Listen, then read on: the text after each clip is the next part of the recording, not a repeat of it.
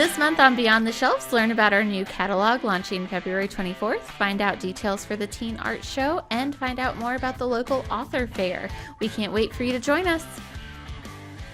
Hello, everyone. Welcome to Beyond the Shelves. I'm your host, Caitlin Gills, and today I am joined by Bailey Vitovich and Phil Agnew. Phil is our RVL ILS coordinator. You have a more fancy. No, Was that it? There. Okay. So Phil is here because we have exciting news. If y'all have followed our social media and checked out our website, we are getting a new library catalog coming the end of this month. So Phil is here to kind of go through the steps of what that's looked like. He has worked tirelessly. He's worked hours on hours on making this transition come to be, and we just can't wait to see the new catalog, and I think everyone that's listening will enjoy it. So thank you too. Yeah, it's gonna be great. Really nice intuitive system, making it all pretty. Thanks for that, Caitlin. Oh yeah, I like pretty things. Yeah. So from the public side of things are going to be a very familiar type of experience. Hopefully there won't be a lot of things that people need to adjust to in terms of the day in, day out. They'll still have access to their account details for placing and viewing their hold statuses and things like that. We've gone through a lot of work to make sure that all of the existing data that we had from the previous system makes it into the new one, including like if you had your reading history available for you, that will carry over into the next system, and you'll see it there. There's slightly better faceted display. That is to say that you will have better filters that you can use for narrowing your searches down.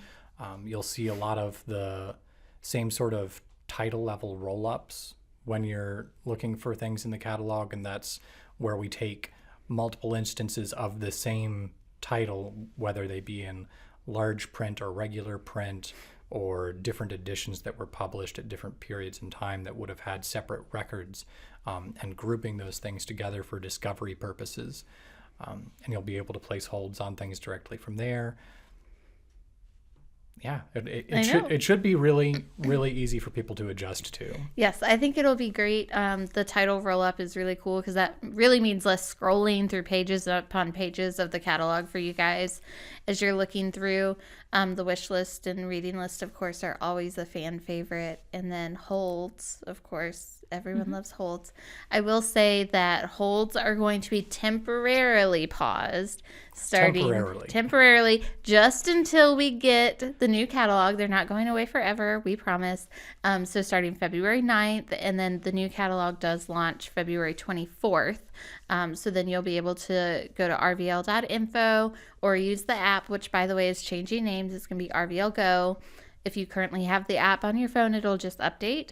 And that'll be hopefully a smooth transition as well, but you can start placing your holds again on February 24th. So just a little bit of a hold. Yeah. And for anybody curious, the reason for that is purely logistic. It's a lot easy if there are a lot of items that are moving between branches during our offline period, it can be really easy for them to get misplaced. So the pause on holds is more to help us make sure that we know where everything is during this transitional period. So no need to worry about holds going anywhere. They will still be a thing. Yes, and they'll transfer over. I think we've already said this, but they will transfer over. And something to note, Phil did say, moving from branch to branch. Phil doesn't just work for Roanoke County. He also works for Botetourt, Salem, and Roanoke City. So he has quite the job keeping all of the books in line and all things running with the catalog. So we are very appreciative for that. Yeah. So, Bailey, you've been doing lots of training for staff. Yeah, staff are so excited about this. Yes. They feel really confident in being able to explain it to patrons and how it looks, how it's going to work for them. It's really exciting to make new cards in. It's super easy for us now, very streamlined. Okay. And so, if you're listening to this and you don't have a library card, do it now, or you have to wait until February 24th. That's true. Yes, so we will have a little bit of a transition window. So from February 16th, when which we're is closed. President's Day. Yeah. So we're closed the 16th, but that 17th through the launch of the new catalog, which is February 24th. Again, write that on your calendar. We will have a little bit of a transition period, so you'll be able to come into the library, check out materials. You'll need your library card number. But we won't be able to create new library cards or put items on hold and kind of those normal transactions you're used to. But just keep a note, hey, I want to go get my library card on the 24th, 25th. Hey, I need to put this book on hold, or, whatever the case may be. Yeah. Yeah. The library card application thing is a good thing to bring up. So, because everyone that has a library card will still be able to access digital materials during that time. So if you are used to using Libby or Hoopla to consume digital content, all of that will still function during our offline period. It's basically going to continue authenticating with the old system until we get the new system live. So that's why we can't accept new applications, because we can't add things to it at that time. But as soon as we're live in the new one, we'll start accepting applications for new cards. You can get those done. So if you think that you haven't used your library card in a while and your card might have expired, perchance, come in before that offline period to get that straightened out. Yes. Yep. All important tips and tricks for sure. Some other things that you can easily do before we make this transition is to just check your contact information within the current system just by going to rvl.info and logging in. You can check that your address is correct, your phone number, your email, and then you can also, if you're worried about your wish list or your favorites list, or what, I can't think of the exact term that it is. Yeah, their wish list. In the current system. Yeah. You can transfer that over as well. So, you'll need to do that. You can download it. Unfortunately. Yeah. Yeah. There's not a good way for us to move that because of the way that that's stored. So if that is something that you desperately want to take with you, the best advice that I can give you is to print out those pages and have them at the ready to recreate lists once we get into the new system. Good news is that creating lists in the new system is very, very, very, very, very easy and straightforward, and organizing them is pretty easy. You also have the ability to create saved searches, which are actually really cool. In the past, you could only bookmark or wish list individual items or titles, whereas the saved searches lets you save certain criteria with those facets or filters, so that when you want to come back and say that you were a avid reader of the Cat Who series or something like that. I honestly don't know if they're still publishing those or not. There's just so many of them. But you could create a saved search that would let you at the click of a button go in and be like, is there a new Cat Who book? Perfect. And the other thing is the Libby titles are going to integrate. Am I right on that? They should surface in there. Yes. Yeah. You're still going to manage all of the checking out from Libby, but results for availability should surface in the catalog for you. Yep. So that way, if you want an ebook or an e-audiobook and not the physical copy, it'll pop up in that search for you. So super helpful. Bailey. Yes. So you've been through, you've been training, you've trained a lot. What's the number one thing that you're excited about? Oh, I'm so glad you asked. It's text notifications. Oh, text notifications. I'm stoked. Yes. And additional reminders. So you can, if you have text enabled, when you get a hold, you can get that sent straight to your phone, and you have the option to get another reminder text if you're like me, who opens it and immediately forgets what I've read, and then I'll get another one later. So I'm so excited for that feature. Yes. And it's really going to be great. The way that you can search in the catalog is super easy with those like roll up cards.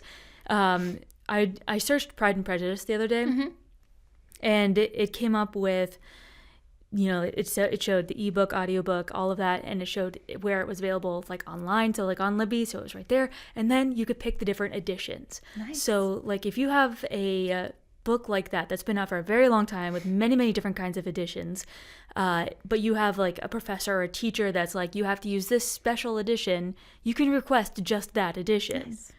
So that was really cool. Yes, I do like that. And texting. So nice. And we've got pretty nice email notifications to remind you of your auto renewals and holds availability and pickups and all of that. So that'll be coming out too. So you're getting some of those right now, but the texting, that's where new. it's at. And the e-receipt option. Yes. So no more scrap pieces of paper, unless you use them as bookmarks. You can still get that. That's fine. But if you're just like, yeah, check it out. All right, great, you're done, you're good. You get an email. Yep.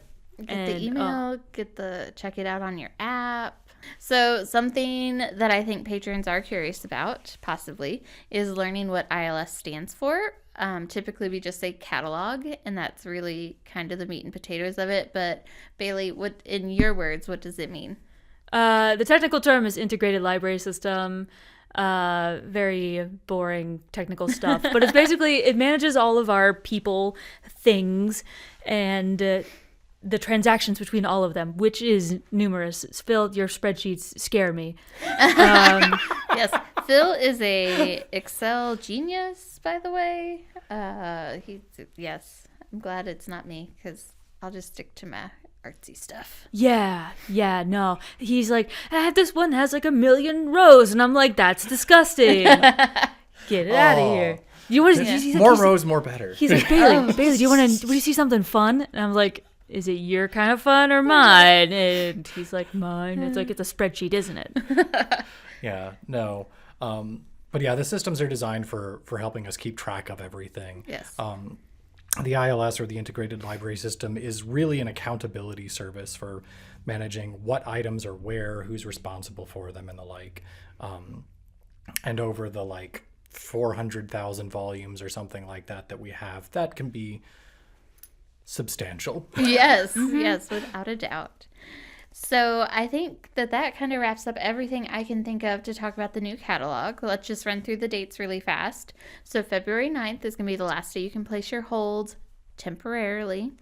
And then we will have that little bit of a transition period where you won't be able to check out or put items on hold until you come into the library with your library card starting February 17th, because we are closed for President's Day on the 16th. And then on the 24th, we launch a brand new catalog. It'll be a seamless transition. You'll still go to rvl.info. You'll use your app, which will do an update to RVL Go. And we should be doing pretty well. So if you run into any issues, you can always call any Roanoke Valley Library location. If you visit our website, we have all of those phone numbers listed.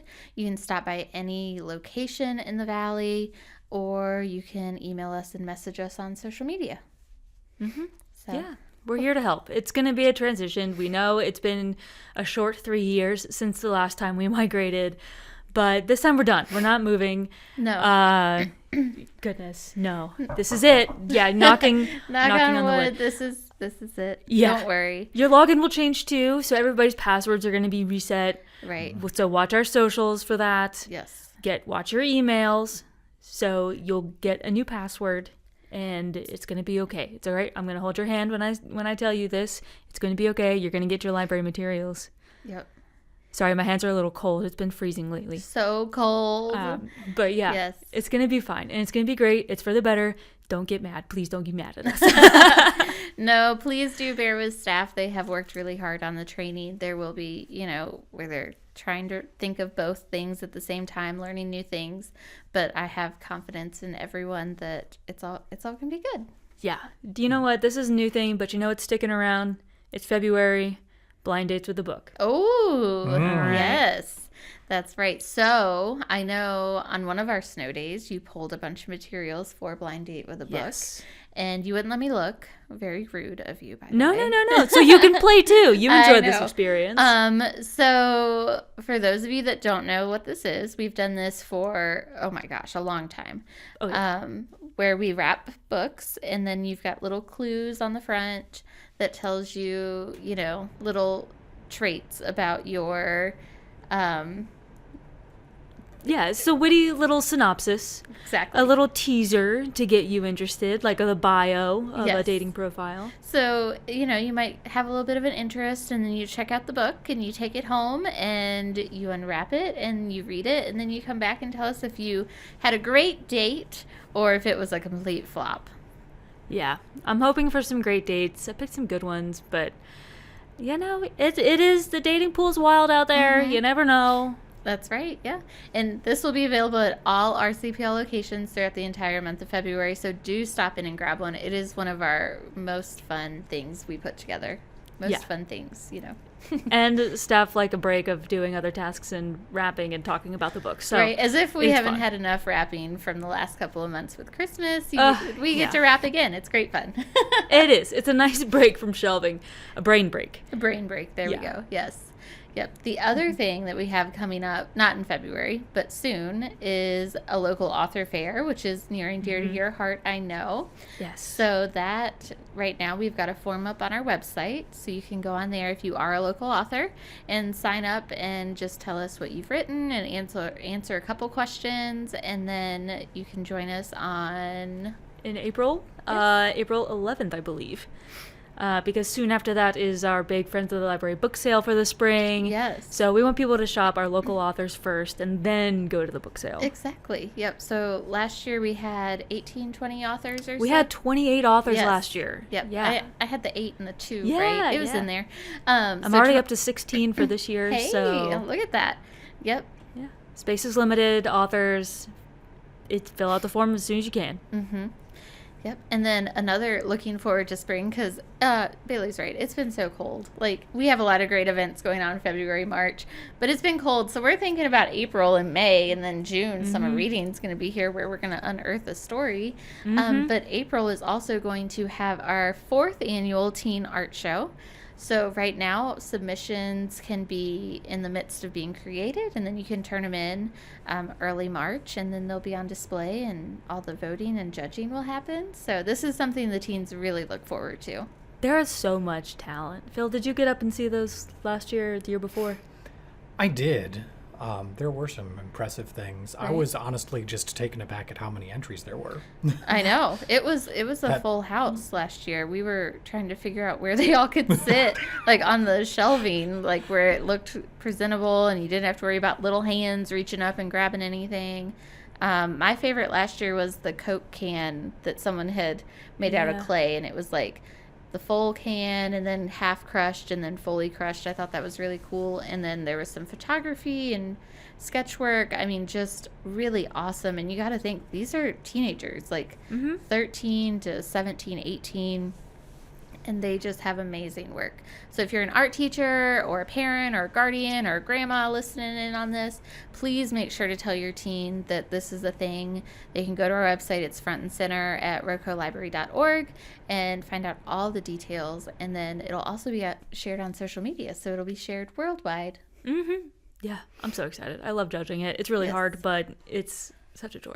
It is, yeah, Yeah. it's really neat. So definitely a favorite. And if you don't want to make art at home, we do have a handful of teen art programs happening at all of our locations over the next couple of months where you could easily submit those items. You don't even have to take it home with you. You can just leave it there, and the branch manager or the youth services library assistant will make sure that it makes its way over there.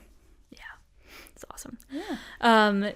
It's been really cold and horrible, but something that happened recently that was really awesome was the opening of our story walk. Yes. We had our ribbon cutting. Can you believe out of all these cold days in January that day was the warmest out of that week? It's like It 50 was degrees. beautiful. It was perfect. I was at home on my deathbed with the flu, but it's okay. It was such a perfect day. I was just so thankful for that for you guys. But yeah, we had the ribbon cutting, and Jen Whitcomb, our children's librarian, and the Friends of the Library, they spearheaded this event, and it came to be. And right now, well, maybe not right now, it's a little cold still, but soon you'll be able to walk right down with no snow, no ice, and read a beautiful story. Yeah, it's just a shame that we had this like the big unveiling, and then nobody could enjoy it for I like know. a solid week. I Yes. don't even think you can maybe walk it now, I don't know. but What day did I pick you up? Tuesday the 27th. Yeah. There was So- one guy walking the trail with like grippers on his feet. Yeah. And he was like, there's no one else walking. There you go. You just need good boots. I know. Yeah. Yes. I don't know. This ice has been dangerous. We went sledding. I'm very sore still. Like, it's more like slipping and sliding. So, but yeah. But soon it'll be warm. Yeah. So, but you can get out and enjoy the trail now. Exactly. And it's, oh gosh, it's so Yes. nice, that story walk. It is. Such It's a good really quality. neat. Yep. Yeah. Such a great. You're not going to miss the old fence posts. No. For those of you that don't know, Phil graciously put in the fence post for our temporary story walks located on the trail, and that was no easy. 20 stakes driven into that clay. Yes. Yep. Even though it's a wetlands trail, it's not soft dirt. That was not, that was hard work. Oh, yes. Yeah. But we'll change the story out every month. Yes, that's right. So you'll have to stay tuned, and we'll have them kind of, sometimes they'll be themed about what's going on around the library, and other times it'll just be something for fun. So maybe you'll get to read a dinosaur story during summer reading. And don't forget, winter reading is also happening. So this is now through Valentine's Day. Very fancy. You can read any children's books up to age 11, and then they can get a free ticket to the Rail Yard Dogs game on March 7th, which is a Saturday. Super cool thing about this is it's library night at the Rail Yard Dogs game. So all of your library family will be there, and you can meet the children's librarians from the local library locations across Roanoke, and Radford's going to be there, and Bedford.